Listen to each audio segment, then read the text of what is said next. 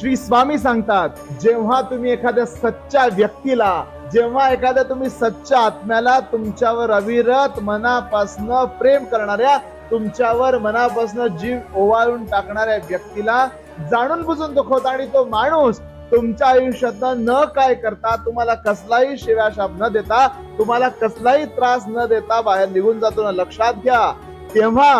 तेव्हा त्याचा आराध्य त्याच्या मागे उभारतो. तेव्हा त्यानं तुम्हाला शिव्या नाही देऊ दे, तेव्हा तुम्हाला शाप नाही देऊ दे, त्यानं तुमच्याविषयी कुठलीही वाईट गोष्ट नाही बोलू दे, पण प्रकृती बदला घेते.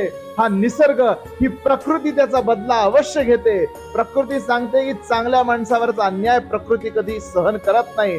तुमचा आराध्य जरी किती बळकट असला आणि तुम्ही जाणून बुजून चुकत असाल, जाणून बुजून वाईट वागत असाल, जाणून बुजून एखाद्याला दुखवत असाल, तर तुम्हाला या जगात कुणीही वाचवू शकत नाही. हे स्वामी वचन आयुष्यभर लक्षात ठेवा.